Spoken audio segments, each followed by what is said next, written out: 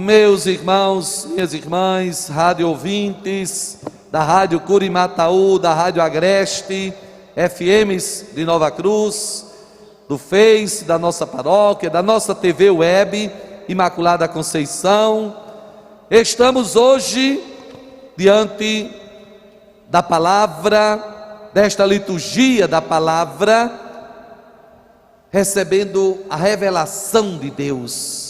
Quem é Deus? Deus se revela, Deus se apresenta. A começar por essa primeira leitura, essa experiência do profeta Elias, o grande profeta Elias, que estava passando por um momento de provação.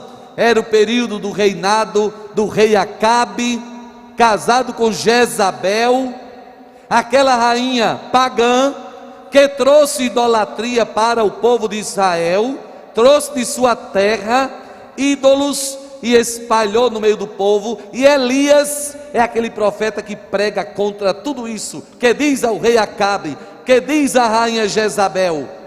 Elias é aquele profeta que no Monte Carmelo derrota 400 profetas de Baal.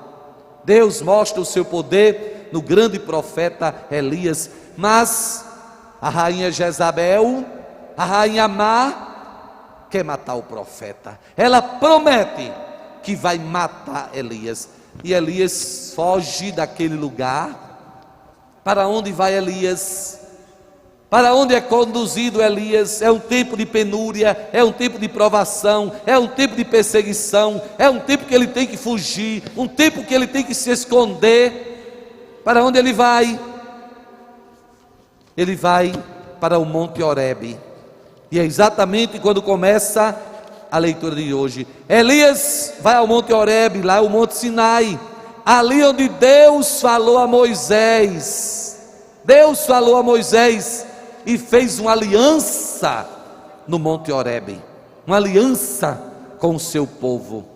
E Elias vai redescobrir naquele monte a vocação do povo de Deus, povo da aliança, um povo que tem um compromisso com o Deus único e verdadeiro, e não compromisso com ídolos.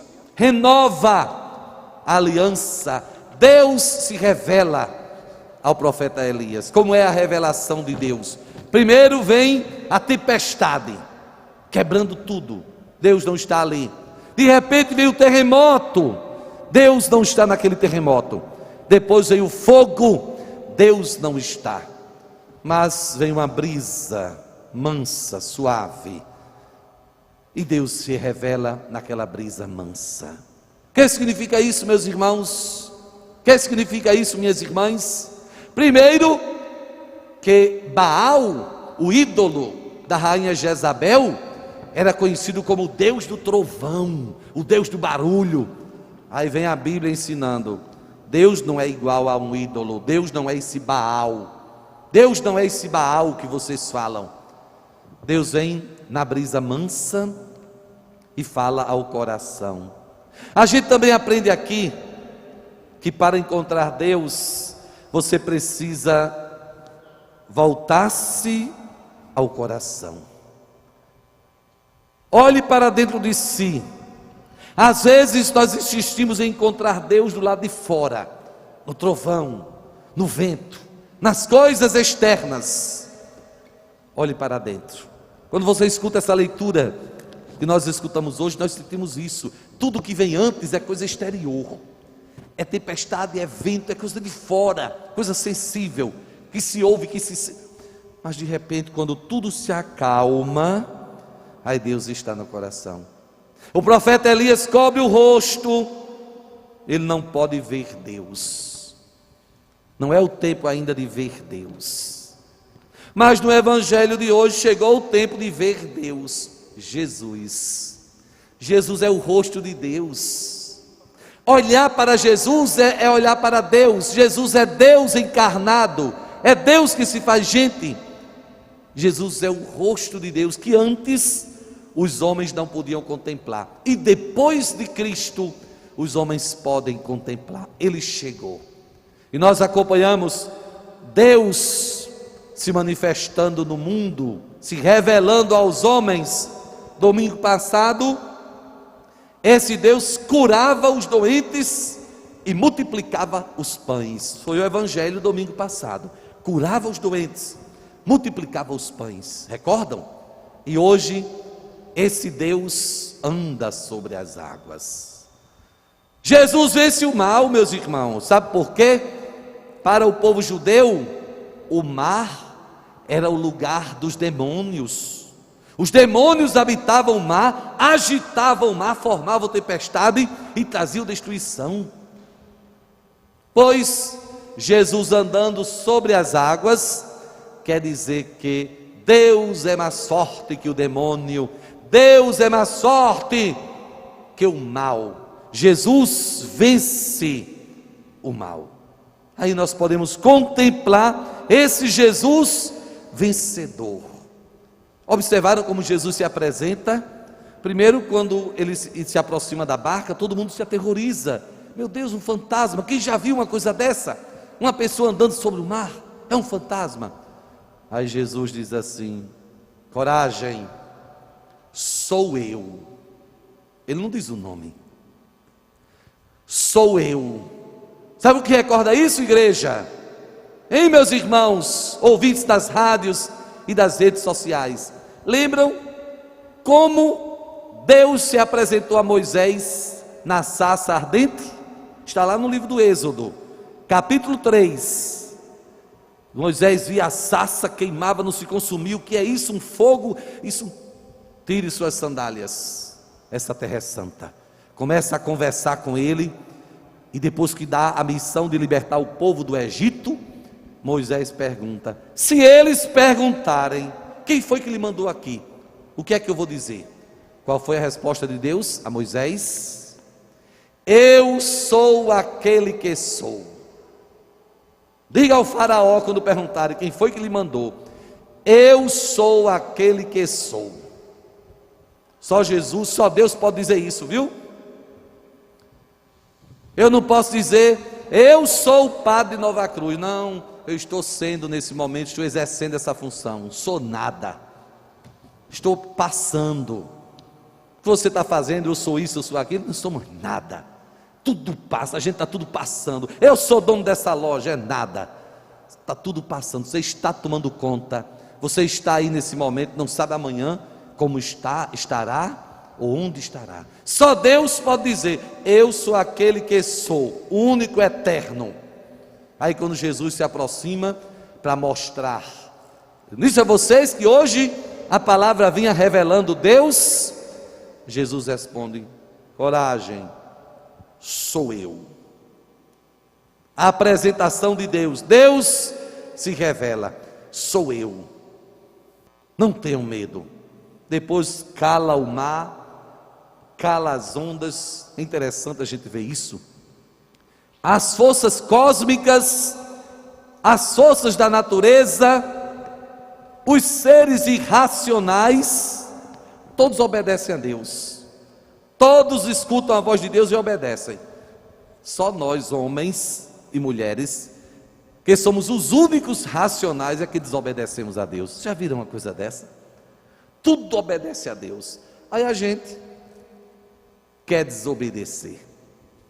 Todos atendem à voz de Deus, toda a natureza. E nós, tantas vezes, desobedecemos a voz de Deus. Mas ainda entra Pedro.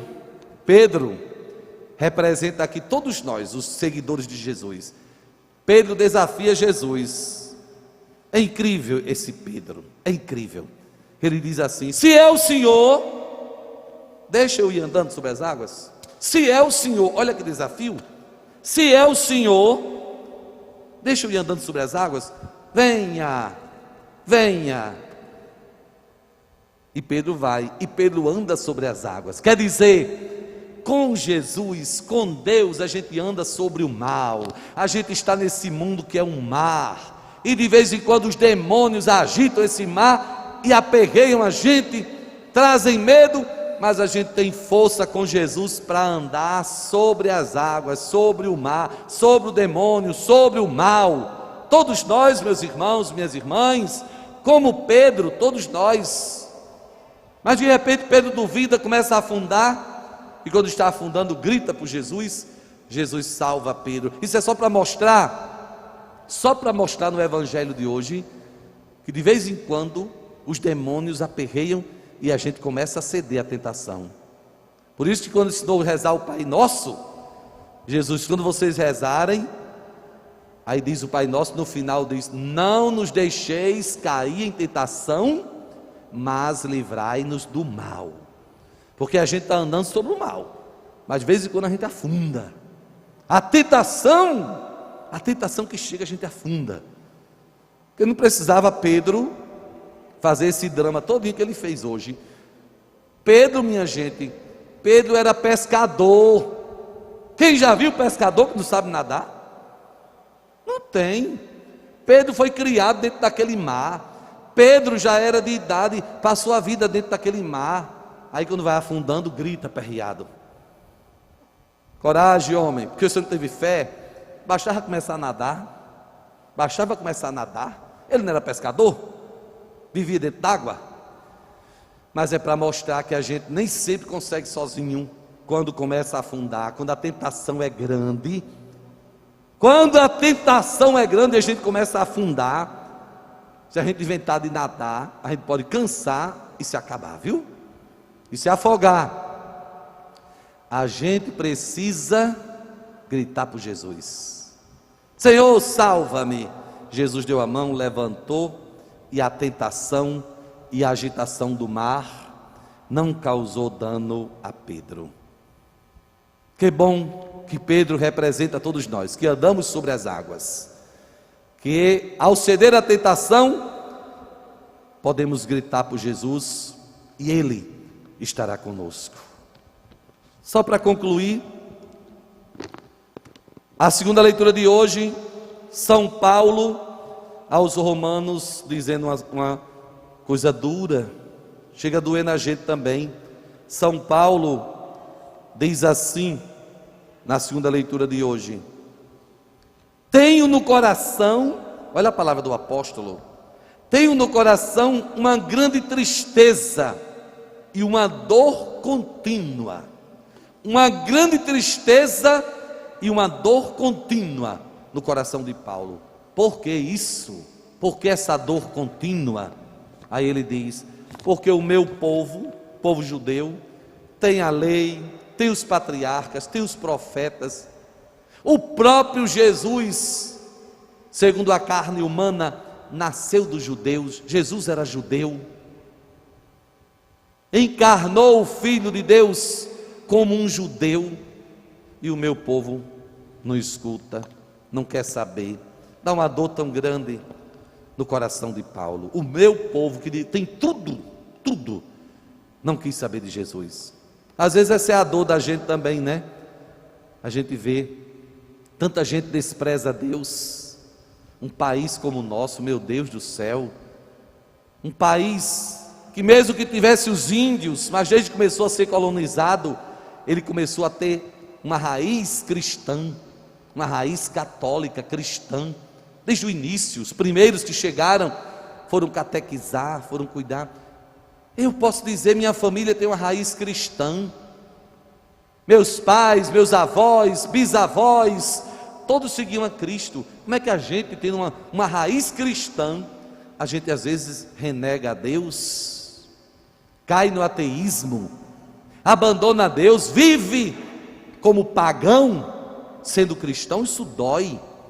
É triste ver um país cristão como o Brasil, tantas vezes tendo atitudes e ações pagãs, que vão contra o projeto de Deus. Isso dói, minha gente. Nós temos uma raiz, nós temos uma base, nós somos cristãos. A igreja católica, a igreja evangélica, os protestantes, tantas denominações de igrejas cristãs seguindo a Cristo, e tantas ações pagãs nesse país, tanta gente renegando Deus ou vivendo como pagão. Isso dói. São Paulo também sofreu com o seu povo que renegou, rejeitou a Jesus.